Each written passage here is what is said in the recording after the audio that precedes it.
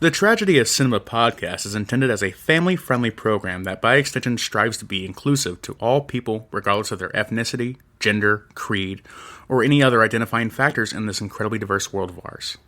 With that said, some of the films we discuss may contain serious subject matters or have content considered morally objectionable by today's standards. We do not intend to condone or dismiss these aspects of these films, but our primary focus will be on what we believe the film succeeds at, some fun facts, and our personal enjoyment factors of each film. With that said, we hope you enjoy the show.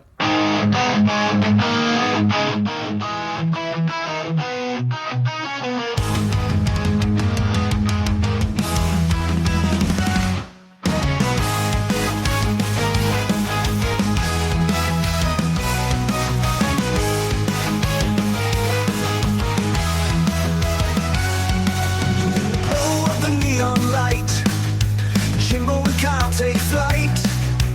80s dreams are its delight. In the realm of black and white. Movies and TV flow through the stories we all know. Silver screen tales unfold in the magic they bestow. The tragedy of cinema, when memories shimmer. Join us as we toast to the tales we love the most.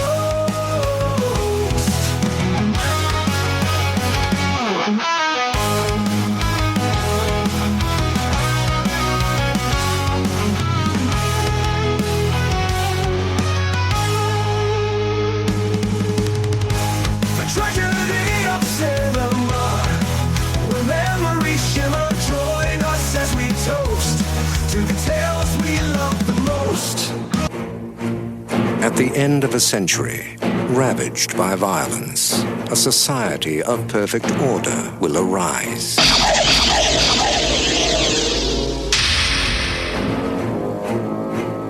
Criminals will be frozen and reprogrammed in cryogenic prisons. The prisoners are ice cubes. Their criminal instincts are being reprogrammed as they sleep. Aggression and deviant behavior will be totally eliminated.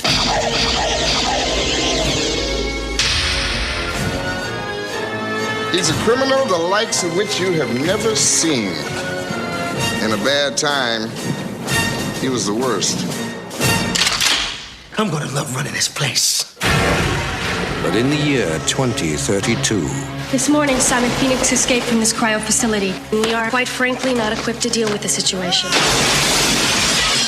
amidst a world of peace and calm, We're police officers. We're not trained for this kind of violence. How was the fiendish Simon Phoenix apprehended back in the 20th? In the end, it took just one man, John Spartan. You mean the Demolition Man? The conditions of your parole are full reinstatement into the SAPD and immediate assignment to the apprehension of Simon Phoenix. two mortal enemies Just dropped in to say hi. from another time Pass is over, John. Time for something new and improved. Oh, hell. will be unleashed on a future that isn't big enough for the both of them. Sylvester Stallone, Wesley Snipes, Demolition Man.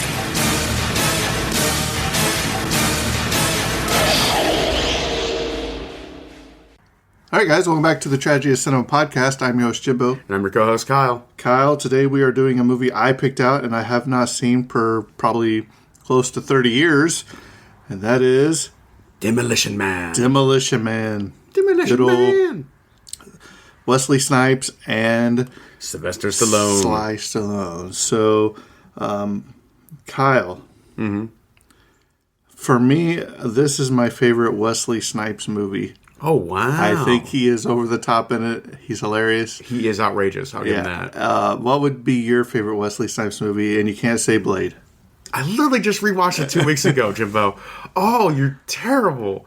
Money Train with Woody Harrelson. Oh, okay. That's a good movie too. So there we go. The second favorite Wesley Snipes film. I thought you would have said Blade 2. Deadpool Wolverine. Blade 2 is really good as well. Blade 2 is really good as well. Blade 2 is probably the best of the Blade movies. Because that third one, I think it was, not good at all. No. Well, I had Ryan Reynolds. Okay, then what's your favorite Stallone movie? Stallone movie? Oh, boy. Probably Rambo First Blood. Yeah, that's probably my favorite one. How about you? Assassins with Antonio Banderas. Antonio Banderas, that's a good one too. Very good one. Yeah, I haven't seen that one in forever. So, Kyle, go ahead and take it away. Demolition Man. Demolition Man. All right, Demolition Man, released on October 8th, 1993. How old was I, Jimbo? Want to know how old I was? You was minus. No, wait a minute.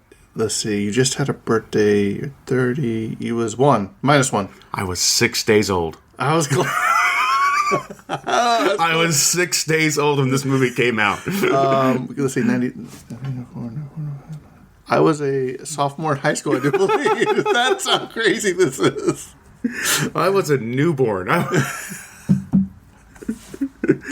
Yeah, that's how old this movie is compared to me. That and Black Hawk Down. I was born the same day as Black Hawk Down. The event, the actual real life event, not the movie.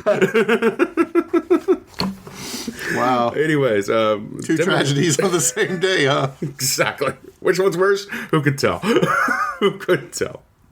Okay, that's dark. That's too dark. And there he goes. He's already down the rabbit trail. This film was directed by Marco Brambilla, written by Peter M. Linkov for the story and screenplay, Robert Renaud for the original story screenplay, and Daniel Waters for the screenplay adaptation.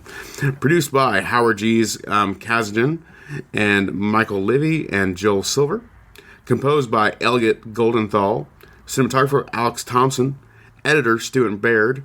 Casting directors Fern Castle and Joey Todd, and production designer was David L. Snyder.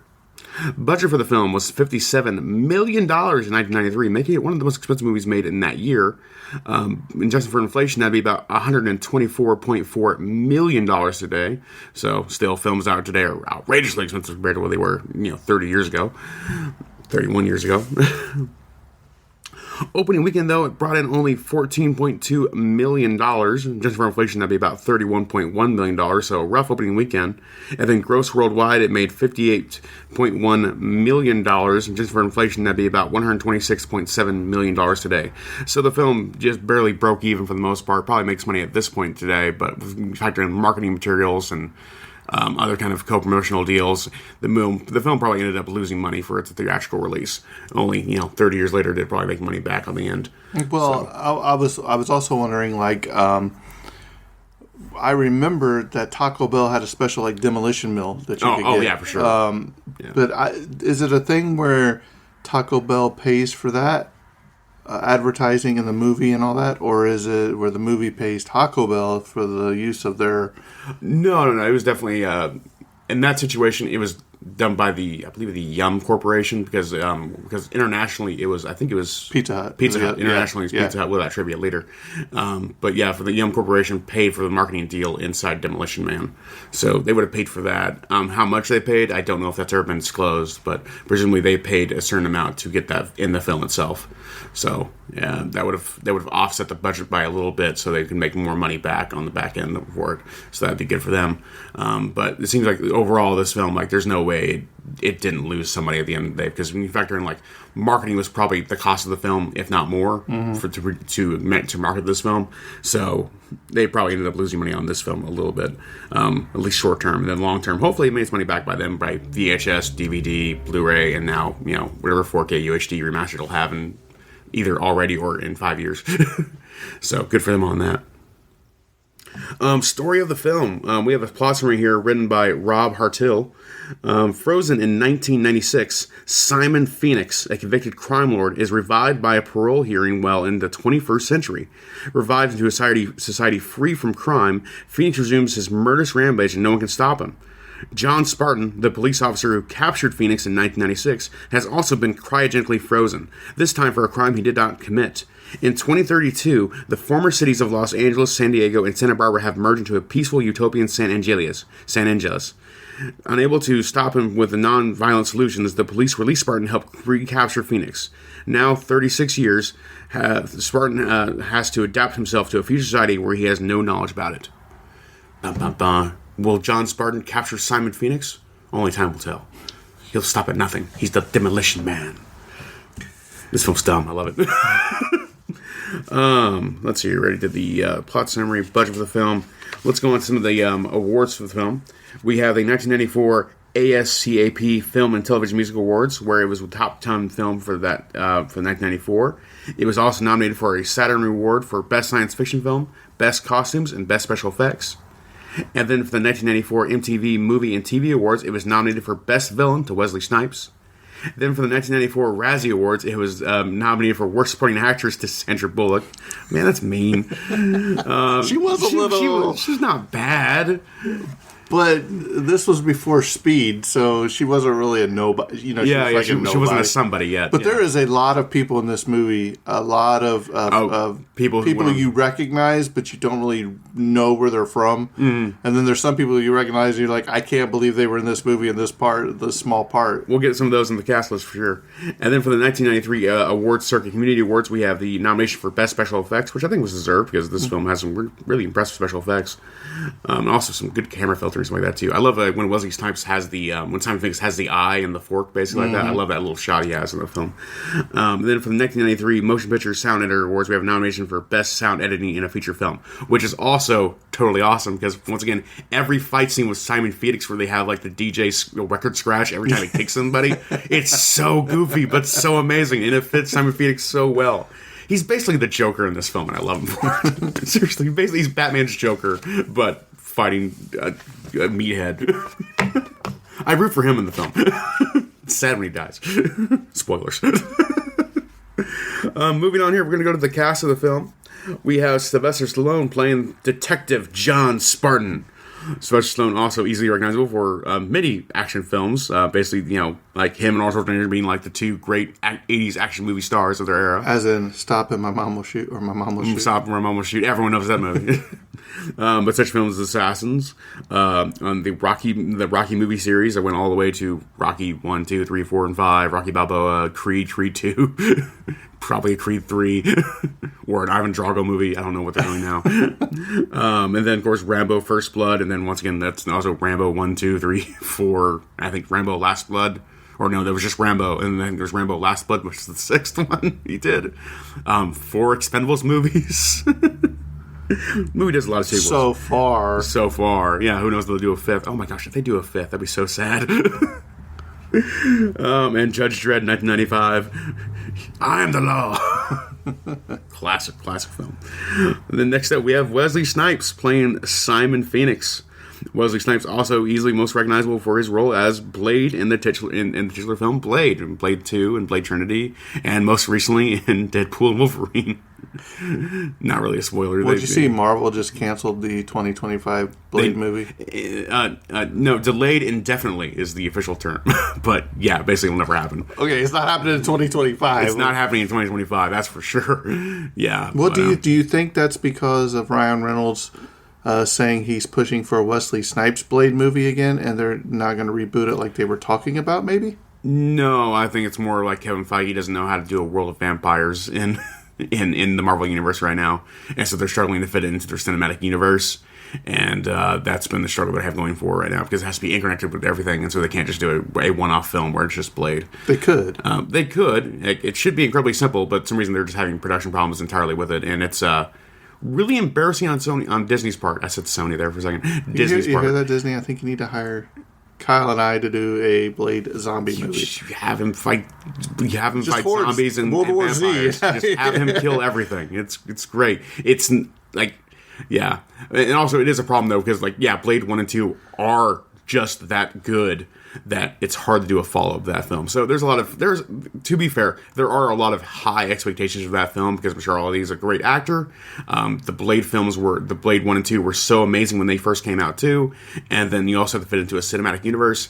That is a high call for any kind of director or writer or even an actor to do a film like that. Blade versus Dracula. There you go. That'd be a one-off movie. I think it'd be great.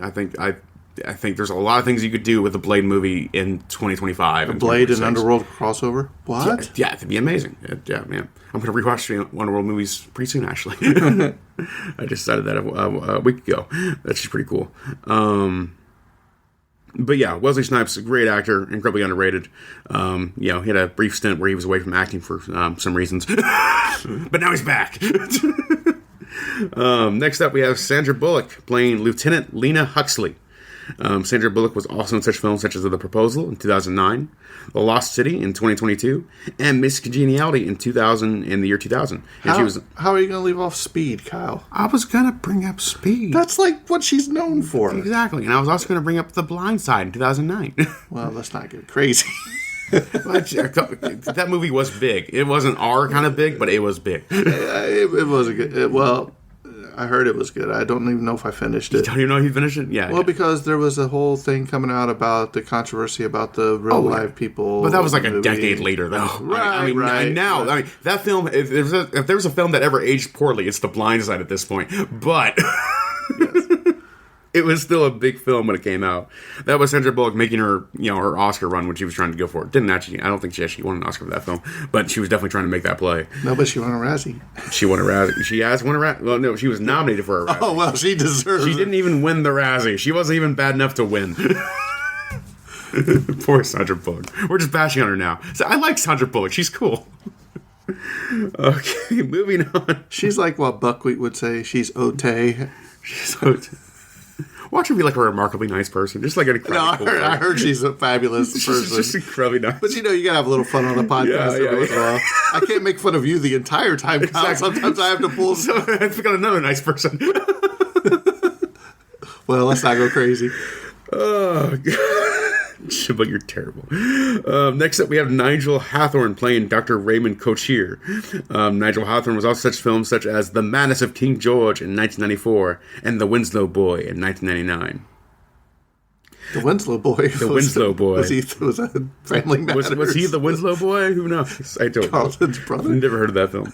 Next up, we got Benjamin Bratt playing Alfredo Garcia. Sounds like a... Special pasta from Alfredo Garcia. Alfredo Garcia. It's just a pasta dish with a little bit of spice, just a little bit of kick, Yeah. Benjamin Bratt was also in Miss Congeniality in the year 2000. He's also in the film Blood In, Blood Out in 1993, and Coco in 2017, that animated film, Pixar film, which is pretty great.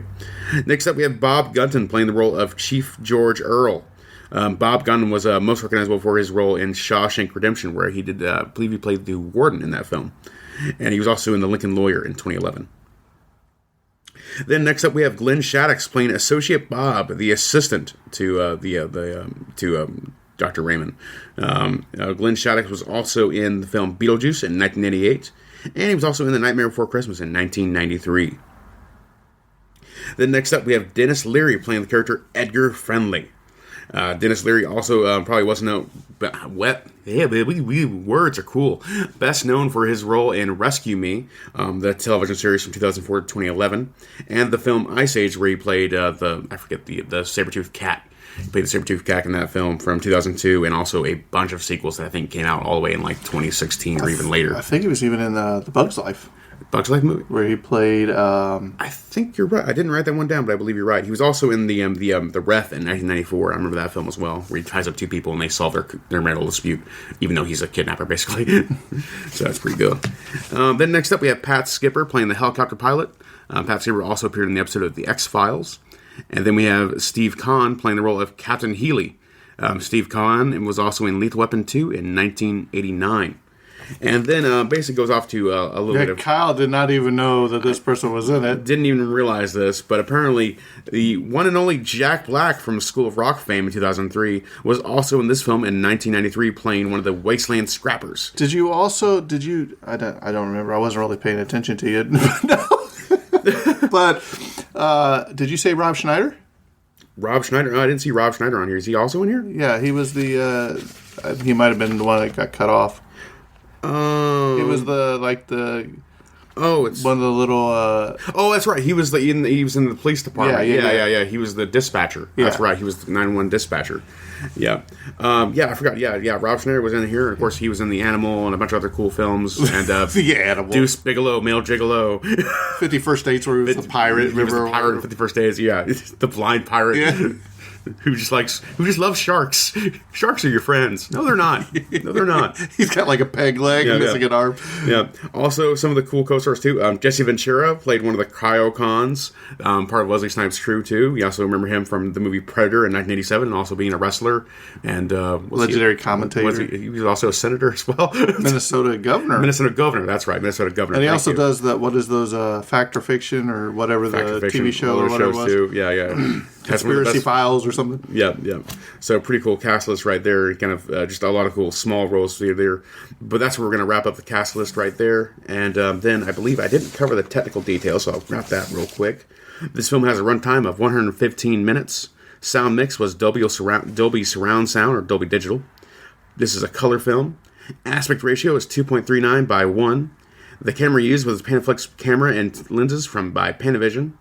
And the film length is 3,152 meters. And this is a printed format of 35 millimeter. So that is the technical details of Demolition Man. Jimbo, let's move on to some trivia. I think, you know what's crazy is I think when they unfreeze Stallone and them, that it's like 2032. So it's only a few short years I know. It's just like 8 years from now. Right. We'll be living in San Angeles. And it's kind of funny that some of the, when they're driving in the car and they're like, oh, you want to listen to some music? Yeah, let's listen to some music. And it's all the jingles from the commercials. The Armor Heart Dog commercial. Yeah. Armor Heart Dog. But, Kyle, if you... Kids love to buy... Okay. You had to finish it, didn't you? Yeah, I had to. Kyle, if you could send in a request for a jingle from a commercial, what would you send in? Oh, Empire, the carpet company. J.G. Wentworth? J.G. Wentworth, also a pretty good one. J.G. Wentworth, yeah. There was one when I was a kid. I think it was for Daryl Isaacs, the Hammer. No, it was for Lipton Tea Time. Lipton Tea Time? Or maybe, that was a good one. Or... the best part of waking up is Folgers in your cup. Folgers in your cup. Best part of waking up, Folgers in your cup. Just stuff like that. Because, sometimes a jingle will sell you on something. Probably like the movie theater lobby music. Let's all go to the lobby. Oh, yeah. Yeah, great. Or, all those what about, what was it, Louis the Lightning Bug? You gotta stay away from electricity. You remember that? Or even the General. What was the other one? The Mr. Yuck? Mr. Yuck. And these are stuff from when I was a kid. Never mind, Kyle, you won't understand. But the older generation will so old, Jimbo. And Kyle and I both did have birthdays. I turned the wonderful 47. I turned 31. Man, to be 31 again. Man, I was 16 when you were born. Never mind. All right, so here we go. Let's talk a little bit about this movie and some trivia. Sylvester Stallone described the cryogenic freezing scene as probably the worst 5 hours I've ever had on movie sets. I was terrified. No, I bet. 5 hours. 5 hours. Being repeatedly submerged. Like, naked. Sit in the pool. Yeah. Oh, yeah. Completely naked. I wonder if he almost drowned, because it looked very terrifying. Like, oh, yeah. No tube or anything like that, too. So it was like, we got to film just long enough to get the shot. And then, okay, get him out. I mean, I was panicking for him at some point. Because you hear about, there was another one where the guy was in a shark cage underneath and he almost drowned. What movie was that? I don't remember. We were talking about the Prestige. We were talking about that. I don't remember. Could have been the Prestige. I'm not sure. Wesley was in that film where he got stuck in a shark tank. Yeah. Wesley Snipes' kicks and punches sometimes look lurchy and awkward. Snipes is an accomplished black belt in real life, and his kicks and punches were so fast they had blurred on camera. So the producers asked him, hey, can you slow it down a little bit?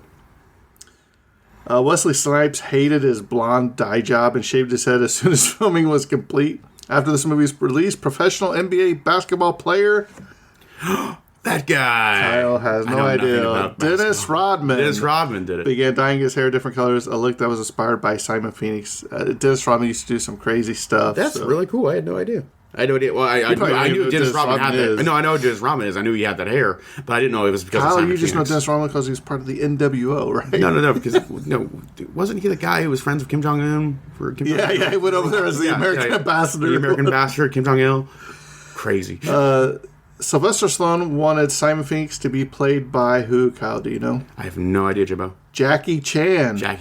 Chan declined the offer since Asian audiences give negative feedback on the idea of action stars from either Hong Kong or Hollywood who have always played heroes all of a sudden become typecast as villains. Oh. So, let's see here. According to screenwriter Daniel Waters, the inspiration for the 3 shells came about when he was writing a scene where Spartan has to use the restroom. Okay, so let's go ahead and clarify this. So when they unfreeze Stallone, he has to go to the bathroom, and he comes out, and the police department says, "Hey, you're out of toilet paper," and they said, "Toilet paper?" He said, "Yeah, there's only like 3 seashells in here or something," and they all start laughing at him because he doesn't know what the 3 seashells you're supposed to. And I'll tell you what he says later on in the notes because I was cracking up when I was reading it, but. So he was having trouble to come up with the futuristic things you'd find in a bathroom. So he was called a buddy, another screenwriter across town, and asked him if he had any ideas. Coincidentally enough, that person was in the bathroom when he answered the phone. Looked around his bathroom and said, "I have a bag of seashells on the toilet as a decoration." Waters said, "Okay, I'll make something of that." So that's how the seashell joke ended up in the movie. There's also a pretty funny line in here when they talk about President Schwarzenegger. Oh, yeah. Because it's hilarious. The Schwarzenegger Library? Yeah. For some non-American releases, references to Taco Bell were changed to Pizza Hut since the former was virtually unknown in many foreign countries at that time. This includes both dubbing and changing the logos during post-production. Taco Bell, however, remains in the closing credits. In both the Dutch and Swedish releases, the subtitles still use Taco Bell, while the sound and picture have been altered to Pizza Hut. Also, when using closed captioning on cable television, references to Taco Bell are changed to Pizza Hut. Cool. Yeah, because they were the ones that won the franchise wars. Which, by the timeline of this film, would be ongoing right now. Speaking of that, I was scrolling through Facebook like one usually does, and I seen that they're building like one of the biggest 3 stories, largest In-N-Outs in Las Vegas or something. Oh my gosh. I was like, okay. Yeah. Sylvester Stallone is on record as being pleased with this movie, calling it a great action film. It was ahead of its time. Which, this kind of reminds me, this and probably The Fifth Element together are probably 2 of my favorite futuristic movies. Futuristic kind of, yeah. So Sandra Bullock replaced Lori Petty after a few days of filming. Petty left due to creative differences. Oh, that's sad. During filming, Rob Schneider became friends with Sandra Bullock but had reservations about her next project. It was some bus movie that he didn't think would take off. Speed was one of the next year's most critically and financially successful movies of that year. No, 94. Okay, I didn't look at the year Speed came out. So all right, here we go. Here's Stallone talking about the seashells. I should record Kyle's face on this. So here he goes. Sylvester Stallone said, has stated in interviews that he has no idea how the seashells work either, but suggested the idea behind the 3 seashells was that 2 could be used like chopsticks or to clamp together to pull waste out of the body, and the 3rd was used to scrape what was left over. Oh, gosh. Gross. Absolutely disgusting. But hang on, we're not done. No explanation was made about how they were to be cleaned or sanitized between uses. I wonder if you hold it up to your ear. You're the ocean. You're the farts. Gosh, it's terrible. Wow. Terrible. Yeah. It's a very funny joke in the film, but when you're thinking too hard about it, it gets gross real quick. Yeah. The title was taken from the Police's song of the same name, hence the use of Sting to remake the song for the movie. Adrienne Barbeau is the computer's voice. She also voiced the computer in The Thing in 1982. Oh, man. Hungarian science fiction writer Istvan Nemir says that most of Demolition Man is based on his novel Holtak Harka, or Fight of the Dead, for those of us that don't speak Hungarian, published in 1986. In the novel, a terrorist and a counterterrorism soldier are cryogenically frozen, then awakened in the 22nd century to find violence has been purged from society. Nemir claimed that a committee proved that 75% of this movie is identical to the book. He chose not to sue because it would have been too expensive for him to hire a lawyer and fight against major Hollywood forces in the United States. He also claimed that Hollywood plagiarized works of many Eastern European writers after the fall of the Iron Curtain, and that he knows the person allegedly responsible for illegally selling his eye to the filmmakers. Oh, wow. That's terrible. It's sad. Yeah. He deserved to get compensated for his work. Yep. Yeah. That's unfortunate. According to Dennis Leary, Wesley Snipes insists on doing all of his own action scenes. After Snipes finished his scenes, the crew would film scenes with the stunt people. That makes sense, too. I bet he was mad when he was watching the movie. That's not me! That's not me! Oh, man. The opening scene featured the actual demolition of one of the buildings of the no longer operative Belknap Hardware and Manufacturing Company in Louisville, Kentucky, Kyle. Wow. MTV held a movie tie-in contest in which the grand prize winner got to press the button that triggered the explosion. Oh, wow. So that... Okay, yeah. So that real explosion... Oh, that's right. Because, they blew up the building right there at the beginning of the film. That was a real explosion, too. Awesome. That's really cool. And since Kyle's close to Louisville, where he lives, and I work there, maybe I can try to go find out where it was. They probably built something on top of it now. Probably just, random site now. Yeah. I'm going to have to check it out, though, see if we can find out where that was. Yeah. Let's see if you have the notes about the LA Convention Center, too, about that being the early construction of that building, too, where the cryogenics chamber was actually filmed. Let me get there, Kyle. There's like 200 things I'm going through here. Okay. Jeez. Sylvester Stallone had duplicates of the frozen John Spartan put on display at Planet Hollywood restaurants. He was one of the original investors in the restaurant chain. Kyle, did you know that Indianapolis used to have a Planet Hollywood downtown? No, I did not know that, Jimbo. I went. It was awesome. Oh, man. Planet Hollywood was such a cool idea. Yeah, it was. Mm-hmm. I remember when it opened, they had all the red carpet there and everything. It was really cool. They should have only had like 2 restaurants in the world, and they should have just kept them alive forever. Yeah, but it would have been in New York and L.A., and we would have never... Is there any of them even open anymore? No, I don't think any of them are open anymore. You don't know. I'll check. Check, Kyle. Planet Hollywood. Dennis Leary's part was rewritten after he was cast as the eagerly and rebellious resistant leader Edgar Friendly. The writers Daniel Waters, Robert Renew, and Peter M. Linkov all wanted to hear Larry rant. The opening set was inspired by the Los Angeles riots that happened just 6 months before filming began. There's still the Planet Hollywood Casino in Las Vegas. I knew it.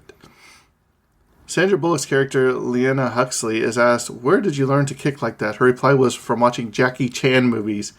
Chan is a good friend of Sylvester Stallone and was briefly considered to play Simon Phoenix. In the Spanish dub, though, Huxley says it was from watching Bruce Lee movies. Did you know Jackie Chan started in movies as Bruce Lee's stunt double? Who did? Jackie Chan. Jackie Chan as Bruce Lee's stunt double. I did not know that. I did hear about that. That's really cool. Yeah.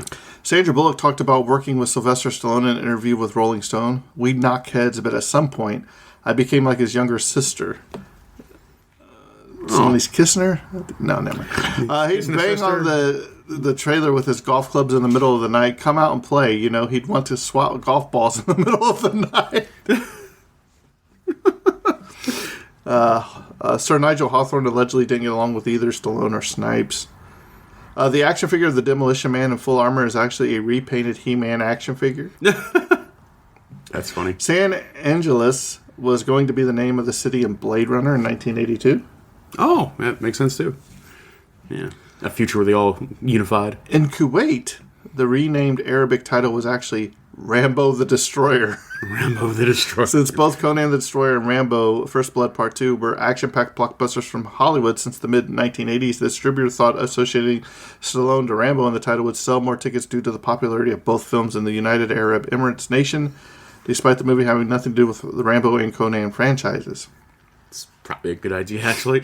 Kyle, it was rumored that there was going to be a sequel, Demolition Man 2. And it would take place after this movie, in which John Spartan and Leanna Huxley would have married, and the main antagonist, replacing Wesley Snipes, would be Jackie Chan. Oh. There was a prequel written long ago and was thought to flop, so it was never made. The prequel was believed to start out with John Spartan starting to go after Simon Phoenix. So, Kyle, I ask you, would you rather see a sequel or a prequel or a television show about Demolition Man? I'd rather see a really, really, really dumb prequel where it is the alternate future of 1996. Seeing how John Spartan caught, Simon Phoenix in that post-apocalyptic LA where all crime was everywhere. I would like to see that movie where it's just like it's an apocalyptic 1996 alternate future. That'd be great. During rehearsals, Wesley Snipes started reciting his lines in Spanish, and they thought it was funny. Simon says, "Sing." The two original choices for the roles, Kyle, was Steven Seagal and Jean-Claude Van Damme. Van Damme was offered the role of the bad guy but didn't want that role. He agreed to star in it if both the lead roles could be switched. So the producers tried to get Seagal to play the bad guy, but he declined. Well, yeah, that sounds like two major egos going back and forth. Van Damme would have been a really good bad guy, though. Oh, yeah, Van Damme would have been a great bad guy. But still, once again, Wesley Snipes does such a great job making this role his own. Where, like I said, he's basically the Joker, and I really love that. And I couldn't see any other actor doing that kind of role. Like everyone else, straightforward bad guy. Wesley Snipes is like, hey, what if I made myself a real character here? The fight scenes were all choreographed to be somewhat cartoonish. The violence was meant to be a little tongue-in-cheek, which was funny. I agree. The original draft of the movie was sold in 1988. It had a serious, darker tone and had Spartan ending up with his much older wife. The writer wanted Mickey Rourke to star. As his wife? Sorry, couldn't help it. I kept waiting for them to show his daughter in this movie, but they never did. Oh, maybe. Well, they said the reason they took it, there was some scenes filmed with her, but they took it out because they thought it was weird that Stallone was in a relationship with somebody the age of his daughter now. Yeah. That's weird. Yeah. Or also there was also original drafts where it was going to be revealed that Lena Huxley was actually his daughter.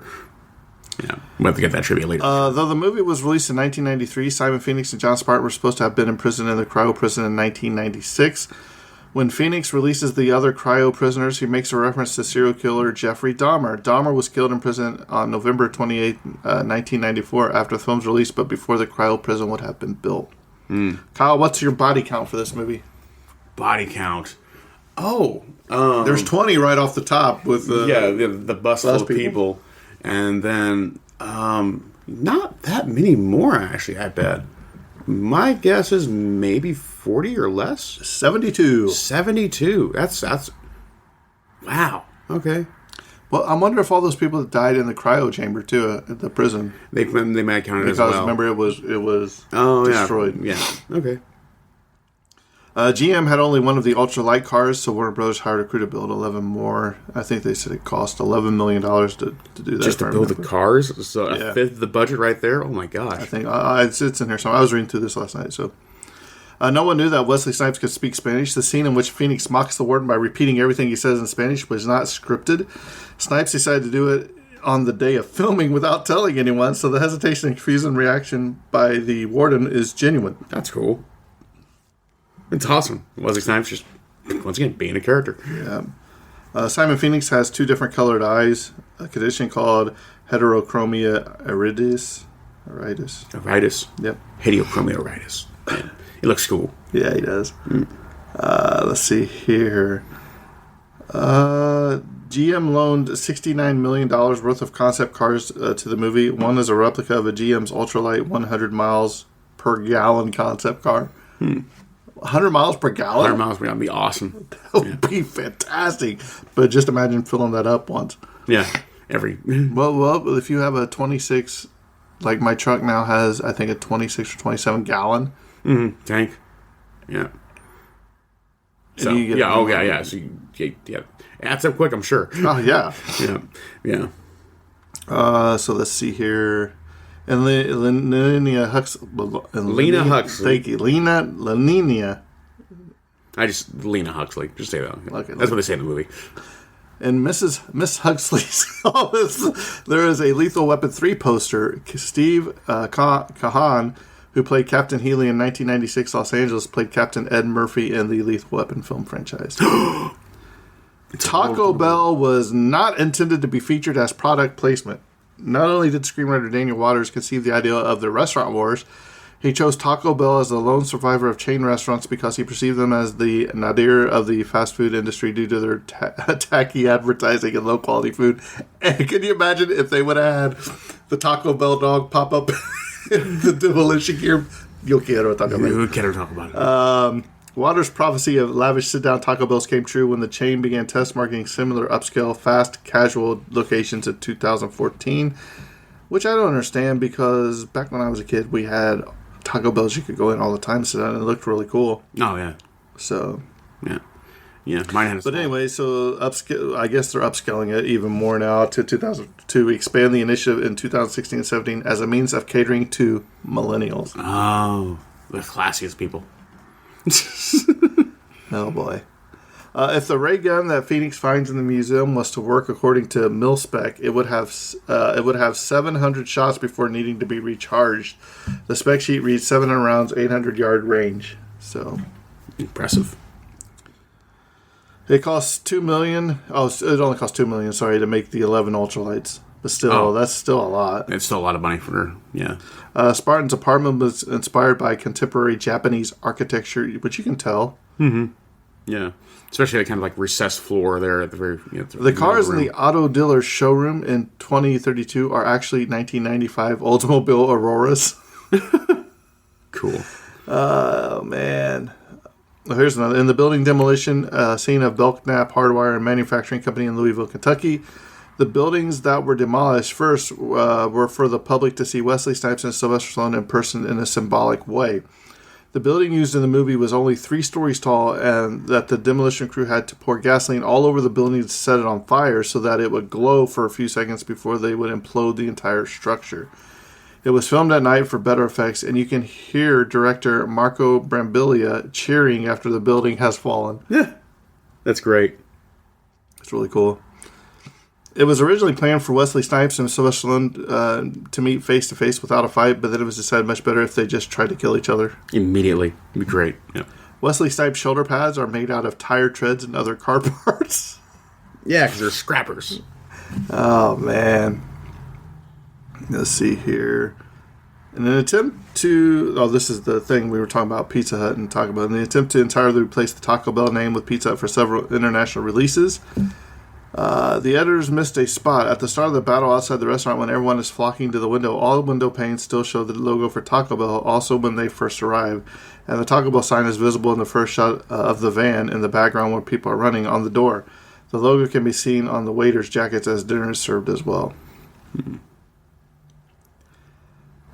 The scene where Dr. Raymond Cocteau invites John and Miss Huxley to Taco Bell was actually filmed just across the I-405 freeway from the international headquarters of Taco Bell in Irvine, California. Cool. Oh, man. According to Edgar Friendly's profile watched by Simon Phoenix in the Street Computer, Friendly's accusations include graffiti, libel, incitement to riot, slander, speech, food thieving, disorderly conduct, and moral disquietude. What did you think about those graffiti things that would pop up, Kyle?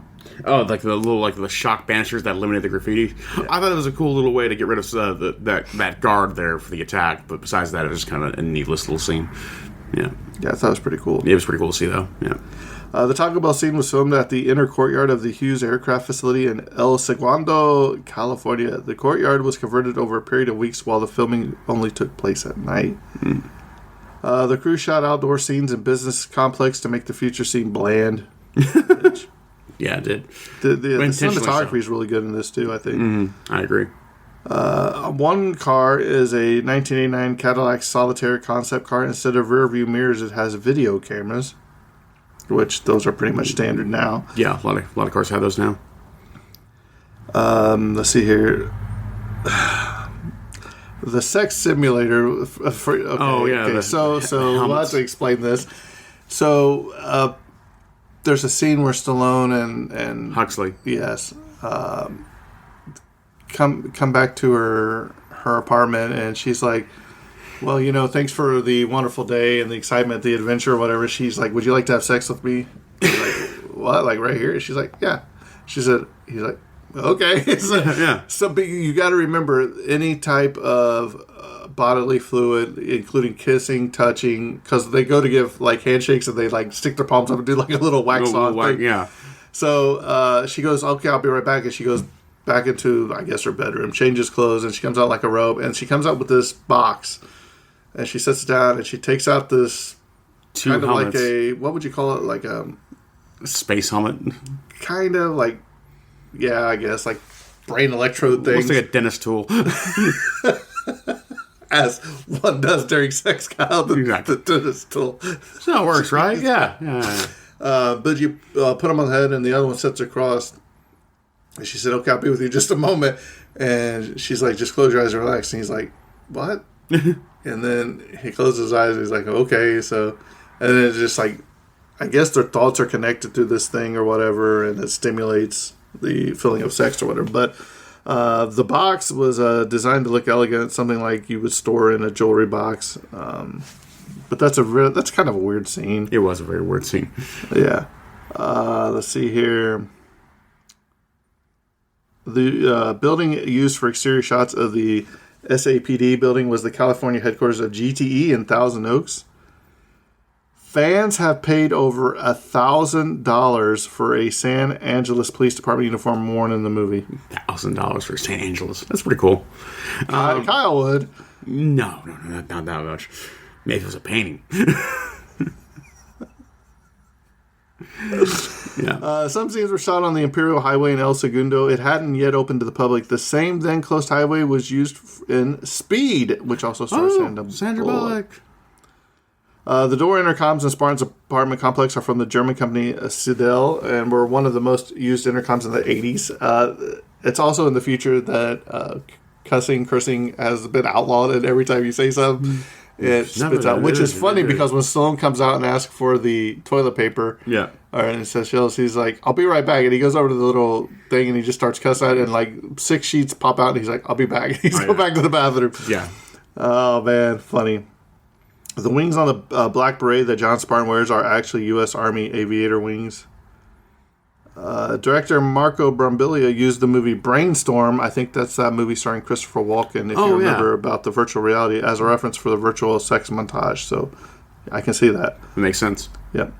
The police department's central computer was given the name L7. L7 is another way of saying the slang word square.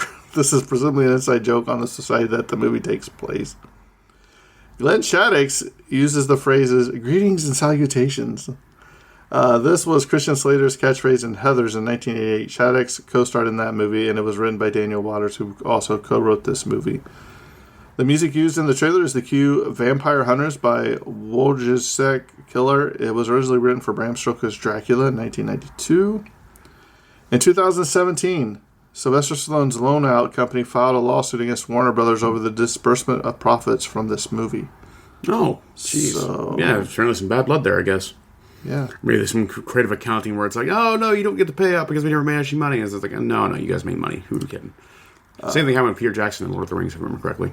When Simon Phoenix is confined in the museum, he is confined in Section 8. Section 8 is the informal name of psychiatric discharge from the U.S. Armed Forces. I don't know why this isn't here. The first nude scene for Penthouse Magazine's 1992 Pet of the Year, Brandy Ledford. Oh, was she the lady who had her breasts exposed when he makes a phone call? I guess that's what it is. Gets a random phone call from a lady and just happens to be a naked woman. Yeah. It was a very awkward, out of nowhere scene. Yeah, I was like, huh? Like, what? Like, okay. Because he put that disc in there and that popped up. I was like, huh. Let's see here. Knitting. That is funny, too. God, why don't you explain that to him? Oh, explain the knitting. What happened to Simon Phoenix in the cryogenic chamber? And what happened to Stallone? Yeah. So one of the things that happens in the cryogenic chamber is that you're actually fed dreams that basically are like teaching you lessons about how to be a rehabilitated criminal when you leave the cryogenic facility. And for John Spartan, he was given things like how to knit, how to do his laundry, how to get a job, those kind of basic things. But Simon Phoenix was basically trained how to be the ultimate terrorist. So because he feels bad about he's like, "I made this for you." He knitted her a sweater in one night. That would have taken like weeks to make for anyone else. Stallone and Rob Schneider would team up once more on-screen time in a dystopian future movie focused on law enforcement 2 years later in what movie? Judge Dredd. Judge Dredd. Okay, sorry. Oh, 1995. Sorry. Was Rob Schneider in that? Yes, he was. Yeah. He was like the funny little cohort. I don't even know if I've seen Judge Dredd. Oh my gosh! I mean, I know what it is. I'm the law, Jimbo. It just looks stupid. He hides in Rob Schneider hides in like a sushi machine. Yeah, it's great. And then Judge Dredd pulls him out. It's like, you violated the sushi machine. You're going to jail. Rah! In the museum scene, when Simon Phoenix looks for different weapons, he finds a doll with a big gun and refers to the doll as Rambo. Rambo is one of Sylvester Stallone's most famous characters. Let's see here. Taco Bell happens to be the only restaurant company in the future world. Years after this movie, Sandra Bullock starred in The Blind Side, where she was the wife of one of the Taco Bell's owners. Oh. This movie was influenced by the novel Brave New World by Aldous Huxley. I wonder if that's where they got her name. Lena Huxley. That would not surprise me. That makes sense. Sandra Bullock and Benjamin Bratt both appeared in Miss Congeniality in 2000. Spacely Sprockets was where George Jetson worked on the Jetsons. Yeah. That's funny. Behavior Control of Criminals was also in A Clockwork Orange. That movie is messed up. And it's a favorite movie of the director of this movie. Oh. When Warden Smith, William Smither dies, the computer states that he was born on February 14, 1967. That means Warden William Smithers was 29 when both Spartan and Phoenix were frozen, and 65 when he died. Yeah. There's a Red Hot Chili Peppers poster in Huxley's office. Cool. I didn't see that. Oh, man. Let's see here. The morality statue slips have the Debian Linux logo on them. The Debian project was started in 1993. The Armor Hot Dogs jingle played in the movie is from the 1960s. I wasn't even born yet. My dad was. In a retrospect of all his filmography, Dennis Leary called this movie a giant piece of poo-poo. Poo-poo. Somebody give that guy 3 shells. Yeah. Clean his mouth. Oh, man. Before going into the museum, John Spartan says, use the Force, Luke Skywalker. Stallone was considered for the role of Han Solo in Star Wars Episode 4 A New Hope, but he declined. That's a totally different movie if you put Stallone in there. I agree, yeah. You would have taken the whole movie away for him, yeah. Yes. And Sylvester Stallone's The Expendables. Barney Ross Stallone wears the black beret like Spartan does in this movie. About 40 minutes in, when Sandra Bullock is explaining how everyone has microchips, she says the phrase, while you were sleeping, which is the title of her film that was released 2 years later. It just occurred to me, Kyle. What's that, Jimbo? You remember how they put the chip into Stallone's hand in this? Yeah, just above his right palm. He's scratching it. So he got the COVID vaccine. No, exactly.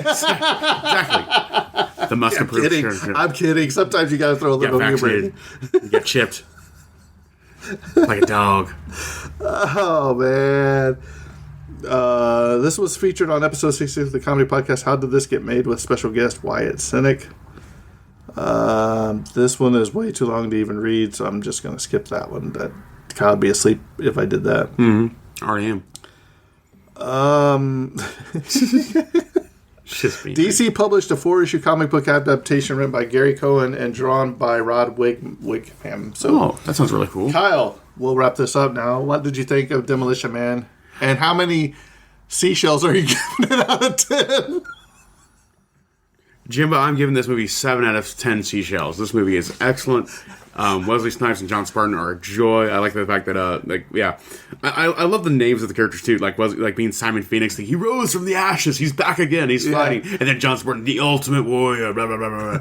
And then that's just 2 characters just going eye to eye to each other, fighting it out. I think the acting is great. I think the cinematography is great. I think the fight scenes are hokey and dumb, but in a fun way. I think Dennis Leary is great for the scenes he has.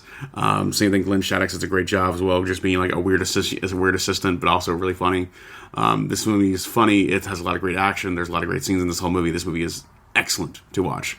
I recommend anyone watch it if you're an action movie fan, a Sylvester Stallone fan, or a Wesley Snipes fan for sure. It's a film well worth watching. You won't regret your time watching it. So 7 out of 10 for me, and I favor this film quite a bit. I watched it. I've probably seen it half a dozen times at least. So it's great. Love it to death.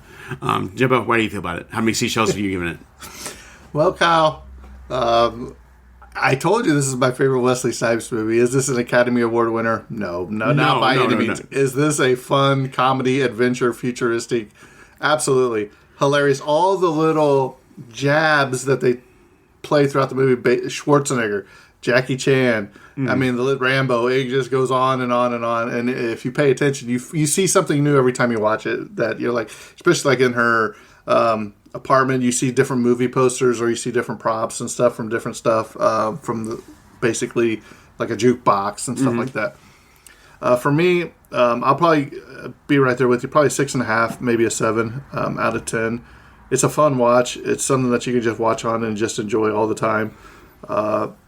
Hilarious. And then, the 3 seashell things has went on as a joke and lore for forever. So, yeah, great movie. Mm-hmm. I agree, Jimbo. So, if you want to follow us, we are the Tragedy Cinema Podcast. Oh, before we go, Kyle. Oh, that's right. We got reviews. I got a review to read. This is from, I do believe, Mr. Bond. Jason Bond. Jason Bond. So, this is in reference to our Buckaroo Banzai Across the 8th Dimension. So, it's titled Podcast in the 8th Dimension. 5 stars. He said, I met Dr. Weller in July, which, for those of you that know, that is the actor that played Buckaroo Banzai, and he was also RoboCop. He says he insists you call him Doctor. He said, I will never forget leading over 200 people to sing Happy Birthday to him. As strange movie and a wonderful podcast. Keep up the great work, guys. So that's from our friend Jason Bond. We appreciate it. He also said, really, Carol Burnett? So he was giving you a hard time about Carol Burnett. Go back and listen to our Noises Off episode if you want to hear Kyle get... We film these in the morning. We record these in the morning. Words are hard. Kyle, it wouldn't matter if we filmed at night. It would still be hard for you. Everything's hard for me. It's hard being Kyle. Well, I think this episode's coming to a close, and that's a wrap. And cut. I love Blade.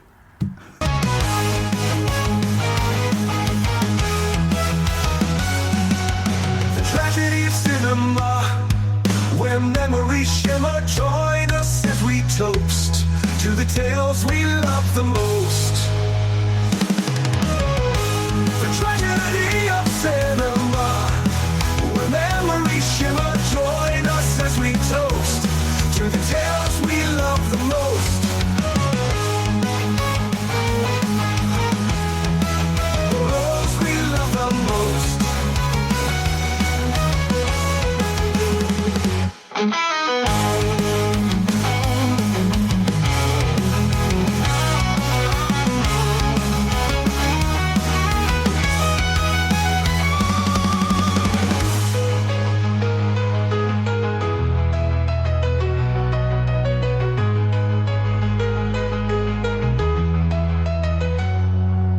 The tragedy of cinema.